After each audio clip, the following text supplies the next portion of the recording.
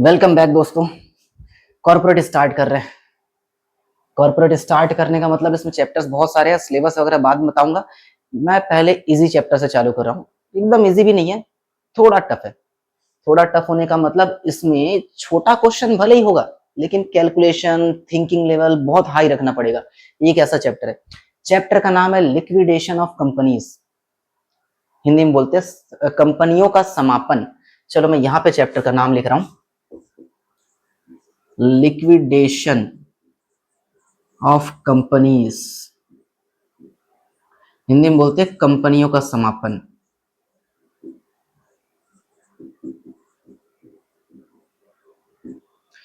ये पहला वीडियो इस चैप्टर का बहुत इंपॉर्टेंट होने वाला है। पूरा वीडियो ईमानदारी से देखना, एक एक चीज अच्छे से सुनना, क्योंकि ये चैप्टर ऐसा है कि फॉर्मेट लिख तो दिया हूं, लेकिन हर क्वेश्चन फॉर्मेट के अकॉर्डिंग चलेगा कि नहीं चलेगा पता नहीं। हर क्वेश्चन में अलग अलग होता है, लेकिन अगर ये फॉर्मेट का तरीका समझ गए, सीक्वेंस समझ गए, प्रोसेस समझ गए कि कौन सा चीज कहाँ लिखना है, तब जाके ये चैप्टर तुम लोग को आसान लगेगा। ठीक है, तो आज इस फॉर्मेट के नीचे थोड़ा सा वर्किंग नोट भी लिखूंगा, कुछ ना कुछ बाद में लिखूंगा। पहले इसको समझते हैं। वैसे ना देखा जाए तो इस चैप्टर में दो टॉपिक है।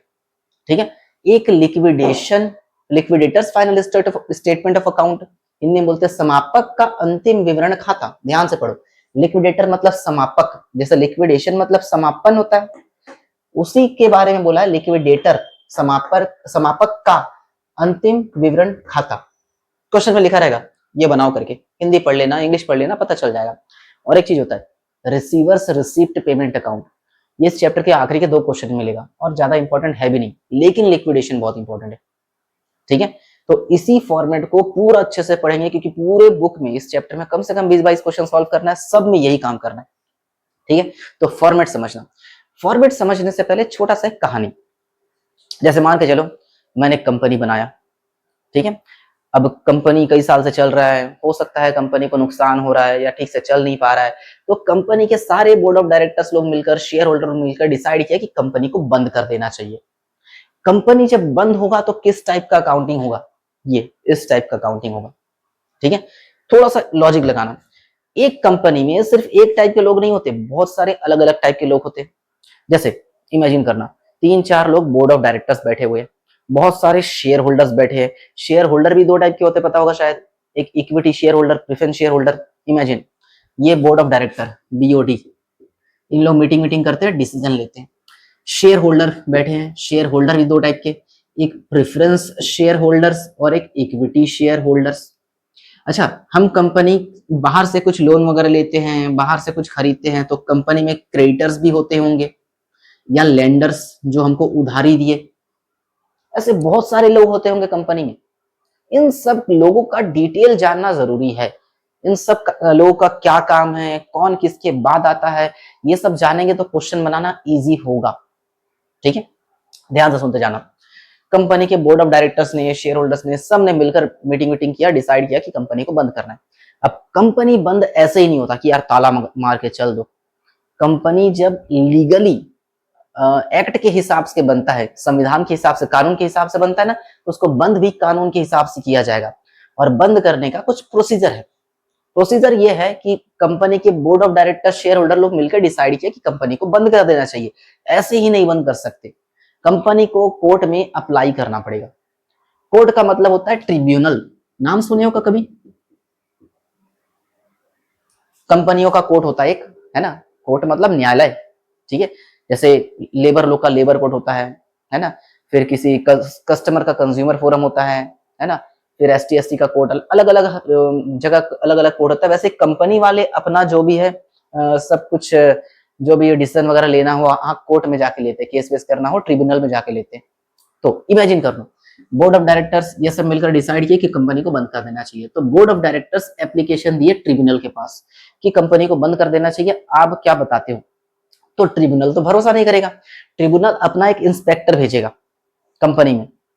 जैसे इन लोग बोल रहे हैं यार कंपनी को कई सालों से लॉस हो रहा है ना, या कुछ और, तो ये इन ट्रिब्यूनल को रीजन दिए कि कंपनी को कई साल से लॉस हो रहा है, प्रॉफिट नहीं हो पा रहा है, इसी वजह से हम कंपनी को बंद कर देना चाह रहे हैं।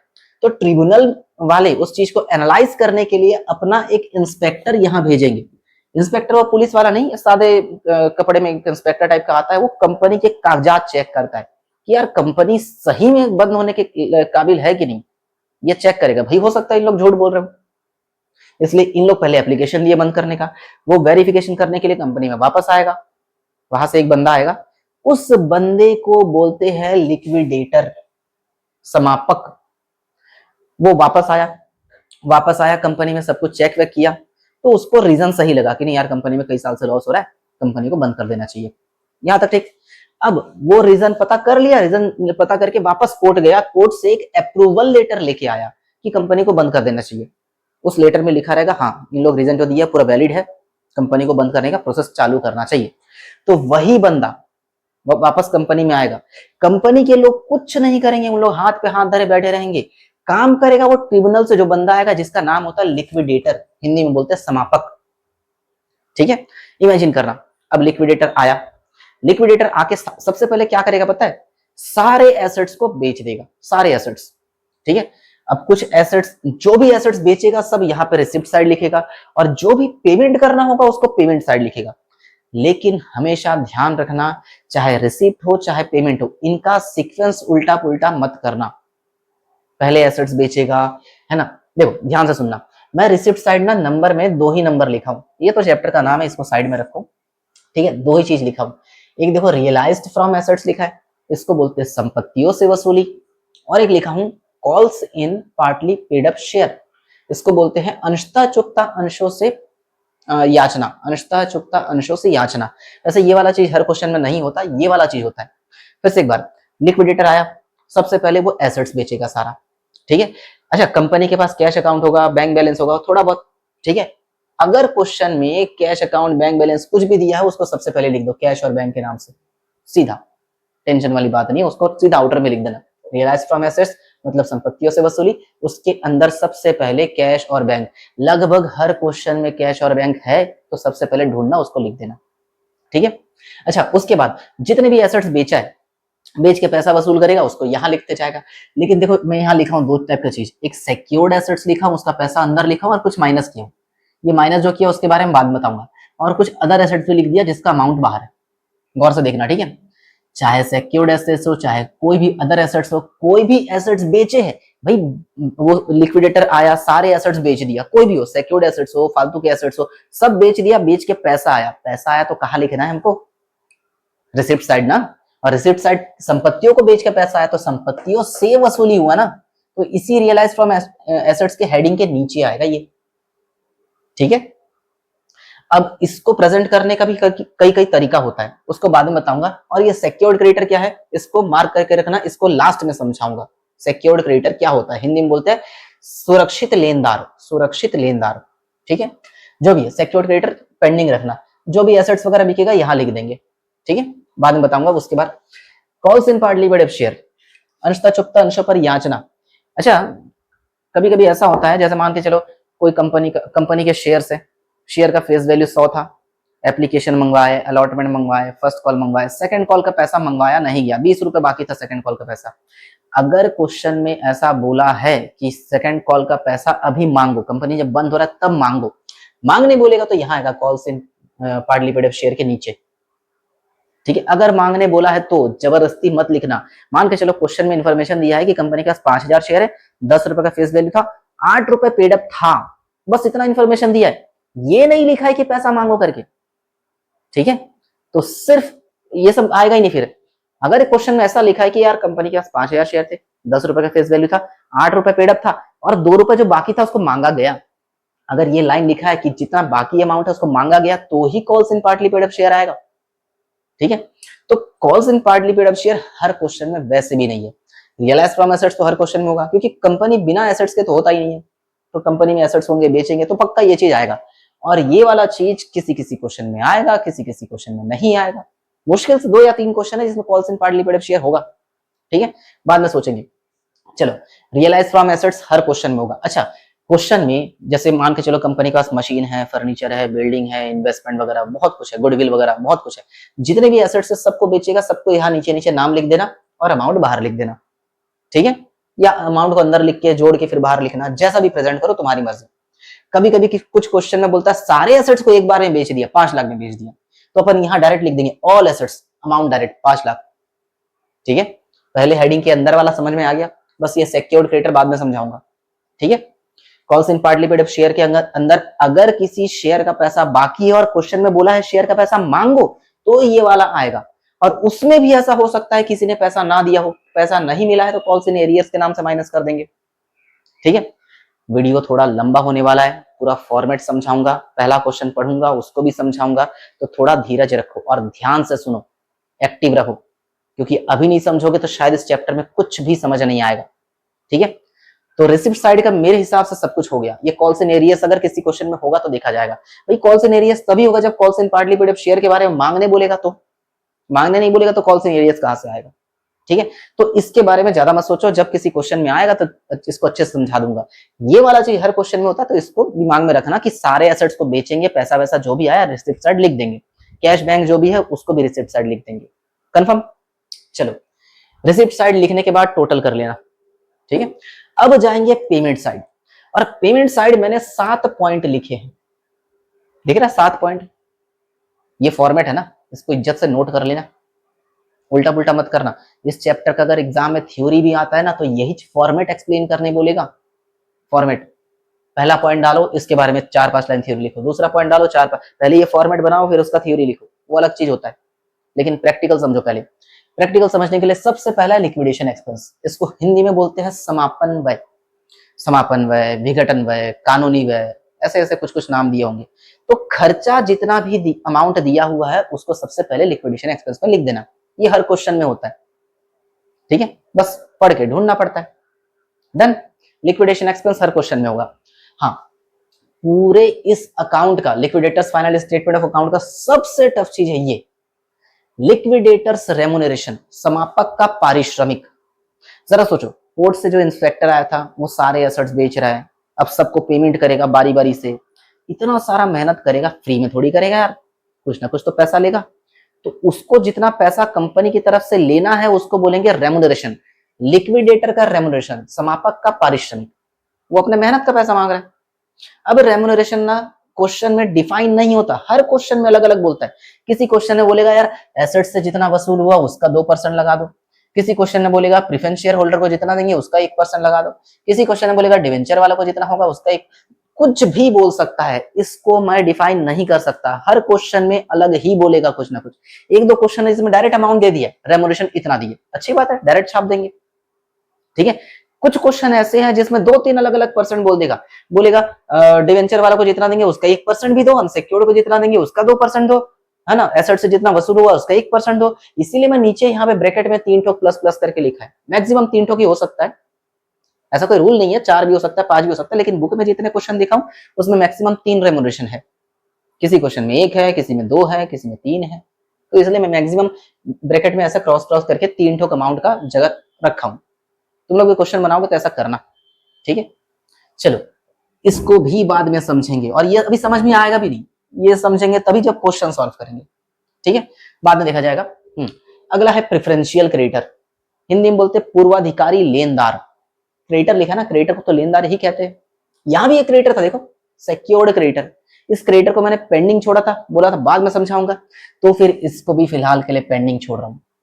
ठीक है, बाद में समझाऊंगा। 2 चीज मिसिंग है, एक सिक्योर्ड क्रेडिटर, एक प्रेफरेंशियल क्रेडिटर। समझाया नहीं हूं, लास्ट में समझाऊंगा, चार्ट बनाना पड़ेगा उसका इसलिए। चलो अगला है debenture holder having floating charge, लंबा चौड़ा नाम है, इसको हिंदी में बोलते हैं ऋण पत्रधारी जिनका संपत्तियों पर चल प्रभार हो। फ्लोटिंग चार्ज का मतलब होता है चल प्रभार, उससे कोई फर्क नहीं पड़ता, डिवेंचर दिख जाए बिना सोचे समझे यही पे लिखना। हाँ, डिवेंचर बस दिया है क्वेश्चन में तो बाहर लिख दो। अगर किसी क्वेश्चन में बोला है डिवेंचर भी दो, उसका इंटरेस्ट भी दो, तो डिवेंचर में इंटरेस्ट जोड़ो, देखो अंदर जोड़ेंगे फिर बाहर लिखेंगे। ठीक है, अब डिवेंचर को पैसा दे दिए, फिर आएगा अनसिक्योर्ड क्रेडिटर, देखो यहां भी क्रेडिटर लिखा है। ठीक है, अब यहाँ भी क्रेडिटर है, यहाँ एक क्रेडिटर था, यहाँ प्रेफरेंशियल क्रेडिटर था, यहाँ एक क्रेडिटर था सिक्योर्ड क्रेडिटर। इन तीनों क्रेडिटर को लास्ट में समझाऊंगा, सारे क्रेडिटर का कॉन्सेप्ट अलग रखो फिलहाल, बाद में समझाऊंगा। फिर आएगा तुम्हारा प्रेफरेंस शेयर होल्डर, पूर्वाधिकारी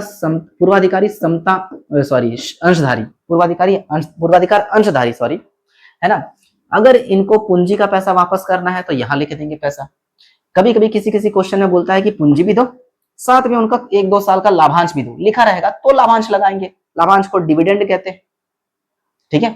डिविडेंड देने बोलेगा तो जोड़ेंगे, नहीं बोलेगा तो डायरेक्ट लिख देंगे कैपिटल का पैसा। और लास्ट में आता है देखो इक्विटी शेयर होल्डर, समता अंशधारी, पूर्वाधिकार अंशधारी, समता अंशधारी, ठीक है। अच्छा, इन दोनों के नीचे ना कुछ dash share at the rate rupees इतना, dash share at the rate rupees इतना लिखा हूं। और इन दोनों में डैश में कितना आएगा, अमाउंट पे कितना आएगा, इसके लिए छोटा सा एक वर्किंग नोट बनाना पड़ता है। वो वर्किंग नोट अभी नहीं बताऊंगा, एक क्वेश्चन सॉल्व करेंगे उससे पूरा क्लियर हो जाएगा, ठीक है। अच्छा, अब जरा ध्यान से सुनना। लिक्विडेटर आया, वो सारे एसेट्स बेच दिया, सारे एसेट्स बेच दिया, यहाँ लिख दिए। मान के चलो कॉल्सी ने पार्टलीपेड शेयर नहीं था, छोड़ो इसको, सारे एसेट्स बेच दिया, यहाँ लिख दिए। मान के चलो सारे एसेट्स को बेच के 5 लाख वसूल हुआ। अब इन सबको लाइन बाय लाइन पेमेंट करना है। ये मत सोचना कि यार क्वेश्चन में प्रेफरेंस शेयर होल्डर पहले लिखा है, चलो उसको पहले पेमेंट कर देते, नहीं। इसीलिए मैं नंबर वाइज लिखाया हूं ताकि याद रहे, क्योंकि मैं जब भी क्वेश्चन सॉल्व करूंगा कोई चीज पढ़ के ना पूछूंगा, डिवेंचर कितने नंबर पे आता है, तुम लोग बोलना 4 नंबर पे, मैं बोलूंगा इक्विटी कितने नंबर पे आता है, बोलना 7 नंबर पे, ऐसा, ठीक है। तो डायरेक्ट ये मत सोचना कि यार जो पहले लिखा है उसको लिख देंगे, ठीक है। वो सीक्वेंस रहता है, सीक्वेंस के हिसाब से ही पेमेंट करना पड़ता है, जो भी है। तो सारे एसेट्स बेचे, सपोज कि हमारे पास 5 लाख आया, थोड़ा बहुत खर्चा दे दिए, रेमोनेशन दे दिए, प्रेफरेंशियल क्रिएटर वालों को पैसा दे दिए, फिर डिवेंचर वालों को पैसा दे दिए। मान के चलो डिवेंचर वालों को पैसा दिए, पूरा 5 लाख खत्म हो गया, पैसा बचा नहीं है। ये लोग लाइन में खड़े हैं, अनसिक्योर्ड वाले, प्रेफरेंस शेयर होल्डर वाले, इक्विटी शेयर होल्डर वाले, इनका नाम नहीं आएगा उस क्वेश्चन में, ये सब गायब कर देना। यहाँ पे पैसा खत्म हो गया, इनको देके पैसा खत्म, बस यही तक बनेगा, इसके बाद का नहीं बनेगा। दूसरा, मान के चलो यहाँ 5 लाख आया, 5 लाख में से इसको पेमेंट कर दिए, इसको पेमेंट कर दिए, इसको पेमेंट कर दिए, इसको भी दे दिए, इसको भी पैसा दे दिए, उसके बाद पैसा खत्म, तो इन दोनों का नाम नहीं आएगा। जहां पैसा खत्म वहां क्वेश्चन खत्म, सिंपल सी बात है।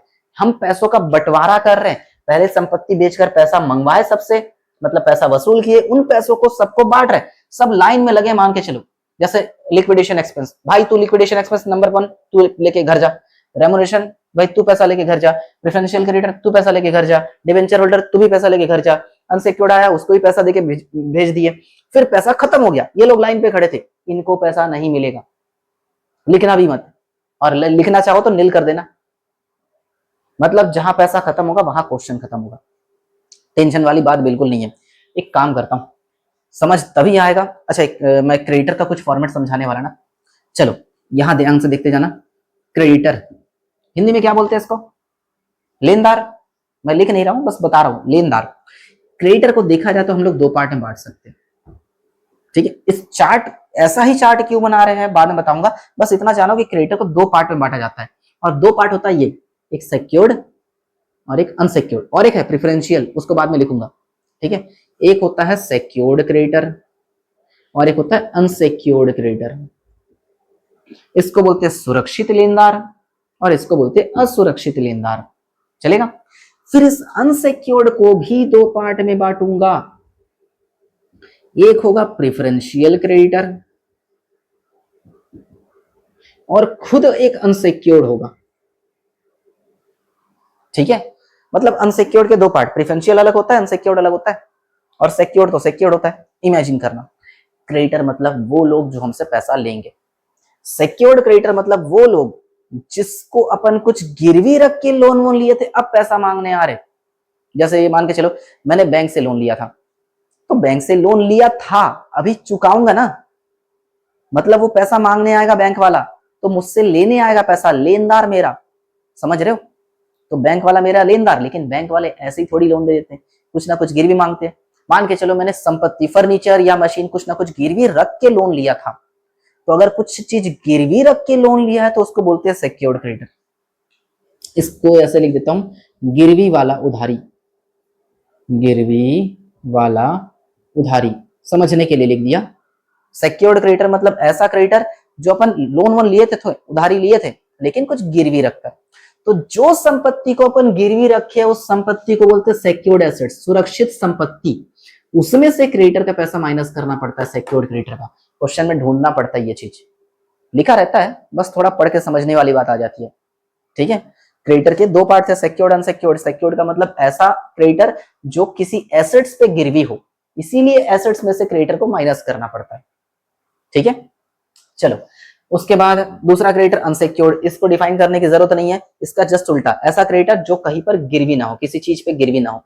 लेकिन इसको दो पार्ट में बांटा गया, एक प्रिफरेंशियल क्रेडिटर जो कि देखो यहाँ 3 नंबर पे होगा, और एक अनसिक्योर्ड क्रेडिटर जो कि यहाँ देखो 5 नंबर पे होगा। मतलब याद करने का तरीका, सिक्योर्ड अपना इस साइड माइनस होता है, प्रिफरेंशियल हो चाहे अनसिक्योर्ड हो यहाँ तीसरे और 5वें नंबर पे आता है। ठीक है, प्रिफरेंशियल क्रेडिटर का मतलब होता है ऐसे क्रेडिटर जिनसे अपन उधारी लिए नहीं है, कुछ सर्विस लिए है या फिर जबरदस्ती उसको पैसा देना पड़ेगा। जैसे मान के चलो गवर्नमेंट को 2 साल से टैक्स नहीं चुका है, गवर्नमेंट कंपनी बंद हो रहा था करके पैसा लेने आ गई, टैक्स का पैसा देना ही पड़ेगा। क्या गवर्नमेंट से मैंने उधारी लिया था? नहीं ना, टैक्स का पैसा है। मकान मालिक या दुकान मालिक रेंट नहीं दिया 2 साल से, रेंट का पैसा मांगने आ गया, ये प्रिफरेंशियल क्रेडिटर है। जिनसे अपन उधारी लिए नहीं है लेकिन लीगली उनको पैसा देना बाकी है ना। मजदूर लोग काम कर रहे थे, आखिरी के 3 महीने का पेमेंट नहीं दिया मजदूर को अभी पेमेंट करेंगे, वो अपना प्रिफरेंशियल क्रेडिटर। मतलब टैक्स हो गया, इंश्योरेंस हो गया, इंश्योरेंस का पैसा, जो भी अमाउंट बाकी है, छोटे मोटे खर्चे का पैसा, ऐसा बोलेगा क्वेश्चन में, पूर्वाधिकारी लेनदार इतने थे, कभी कभी क्वेश्चन में बोलेगा वेजेस इतना था, सैलरी इतना था, टैक्स इतना था, पता चल जाएगा यार प्रिफरेंशियल क्रेडिटर। ठीक है, और जो सिक्योर्ड नहीं है, प्रिफरेंशियल नहीं है, वो अनसिक्योर्ड, जो किसी का नहीं वो अनसिक्योर्ड का है, ऐसा मान के चलो। ठीक है, सिक्योर्ड पता चल गया जो किसी एसेट्स पे गिरवी है। प्रिफरेंशियल में सारे खर्चे जैसे सैलरी, वेजेस, टैक्स वगैरह, यहां लिख लेता हूं छोटा छोटा, सैलरी, वेजेस, टैक्स हो गया, रेंट हो गया, ये सब चीज आता है इसके अंदर, जो भी 2-4 नाम याद रखना काफी होगा। जो सिक्योर्ड नहीं है, जो प्रिफरेंशियल नहीं है, वो अनसिक्योर्ड है। डन? अगर डन है तो मैं एक क्वेश्चन समझाना चाहूंगा। ठीक है, मेरे पास पीडीएफ है तो मैं स्क्रीनशॉट अपलोड कर रहा हूं और पीडीएफ भी भेज दूंगा, तो ध्यान से सुनते जाना। मैं इसी फॉर्मेट में सॉल्व करने वाला हूं, तो इसी में कुछ मिटा मिटा के बताने वाला हूं, तो ध्यान से सुनो। अच्छा, ये मेरे पास शायद पुराना बुक है, पुराना है कि नया याद नहीं है। क्वेश्चन नंबर 7 यही से चालू है, उसके पहले 6 क्वेश्चन तक तो थोड़ा अलग टाइप का क्वेश्चन है, उसमें बस छोटा मोटा कैलकुलेशन है, तो उनको छोड़ देना, काम का नहीं है। 7 से चालू कर रहे हैं, सीधे बड़े क्वेश्चन से। ठीक है, क्वेश्चन 7 हिंदी इंग्लिश दोनों में पढ़ूंगा, तो ध्यान से सुनते जाना। ठीक है, क्वेश्चन देखो, एक कंपनी का ऐच्छिक समापन हुआ, कंपनी इच्छा से बंद हुई। ठीक है, इसकी संपत्तियों से 3.5 लाख प्राप्त हुए, सारे एसेट्स को बेच दिए, 3.5 लाख मिले। आइडिया लगाओ किस तरफ आएगा? या मैंने कहा था ना, कभी कभी डायरेक्ट सारे एसेट्स को बेच देते हैं, तो कैश बैंक पता नहीं कितना होगा, अगर होगा तो लिखेंगे, ऑल एसेट्स लिख देना यहाँ पे 3.5 लाख। ठीक है, 3.5 लाख एक बार में लिख देंगे। फिर आगे, इसमें वह राशि शामिल नहीं है जो उन प्रतिभूतियों को बेचने से प्राप्त हुई जो पूर्ण रक्षित के अधिकार में थी। हाँ, बोल रहा ऑल एसेट्स तो लिख देंगे 3.5 लाख, लेकिन सिक्योर्ड और ये क्रेडिटर वगैरह भी है क्वेश्चन में, मतलब 3.5 लाख के अंदर ये सब अमाउंट शामिल नहीं है। आगे पढ़ेंगे तो देखना इन दोनों का अमाउंट भी दिखेगा क्वेश्चन में, सिक्योर्ड एसेट, सिक्योर्ड क्रेडिटर। ठीक है, दिख जाएगा। चलो पढ़ते पता चल जाएगा। कंपनी की स्थिति निम्नानुसार थी, कंपनी का पोजीशन दिया हुआ देखो, अंश पूंजी 100 रुपए वाले 1000 अंश, शेयर कैपिटल। अच्छा, शेयर 2 टाइप का होता है, देखो यहाँ पे शेयर लिखा है, यहाँ पे शेयर लिखा है, प्रेफरेंस शेयर होता है, इक्विटी शेयर होता है। यहाँ पे लिखा नहीं कि कौन सा शेयर है, ये वाला भी हो सकता है, ये वाला भी हो सकता है, पॉसिबल। लेकिन हमेशा ध्यान रखना, अगर कुछ नहीं दिया है तो इक्विटी मानना। मान के चलो प्रेफरेंस नहीं है, ये वाला शेयर इक्विटी शेयर है। ठीक है, इक्विटी शेयर वालों को कितना देना है? 100 शेयर 1000 वाले, 100 रुपए वाले 1000 शेयर, उल्टा बोल दिया, तो इंटू करके देखो 1 लाख। मतलब इक्विटी वाले लाइन में लगे, आखिरी लाइन में, एकदम आखिरी में खड़े, पैसा मांगने हैं, आखिरी में खड़े हैं, उन लोग को 1 लाख देना है। भाई मेरे को 1 लाख चाहिए। ठीक है, आखिरी में पैसा बचेगा तो उनको मिलेगा, वरना नहीं मिलेगा। लाइन में खड़े हैं, ऐसा इमेजिन करो। ठीक है, फिर आगे, पूर्ण रक्षित लेनदार प्रतिभूतियों से 40,000 प्राप्त हुए, 35,000। हाँ, प्रतिभूति मतलब सिक्योर्ड एसेट्स, और ये क्रेडिटर 35, 40 है 35 है। ठीक है, लिख लेंगे, यहाँ पे 40,000, यहाँ 35,000। ठीक, मिटा के लिख दूंगा। और आगे देखो क्या लिखा है, आरक्षित लेनदार, आरक्षित को इंग्लिश में पढ़ के देखो, 1,40,000 दिया है। अनसिक्योर्ड क्रेडिटर, अनसिक्योर्ड कहाँ पे आ रहा है? ये 5वां नंबर, 5वें नंबर पे अनसिक्योर्ड वाले लाइन पे लगे। टोटल 7 लोग लाइन पे लगते हैं ना, ऐसे सोचना। आखिरी में कौन लगा था? इक्विटी, वो 1 लाख मांग रहा था। अनसिक्योर्ड वाले कितना मांग रहे? 1,40 मांग रहे। ठीक है, इमेजिन करना, लाइन में लगे हैं 5वें नंबर पे, 1,40 मांग रहे। आगे, ऋण पत्र जिनका कंपनी की संपत्तियों पर फ्लोटिंग अधिकार है 2.5 लाख। डिवेंचर, ये रहा डिवेंचर का पैसा 2.5 लाख। डिवेंचर वाले भी लाइन में लगे हैं चौथे नंबर पे, ठीक है। चौथे नंबर पे कितना मांग रहे हैं? 2.5 लाख। इंटरेस्ट नहीं है इस क्वेश्चन में, बस डिवेंचर का पैसा मांग रहे हैं उन लोग। 2.5 लाख देना पड़ेगा अगर पैसा हुआ तो।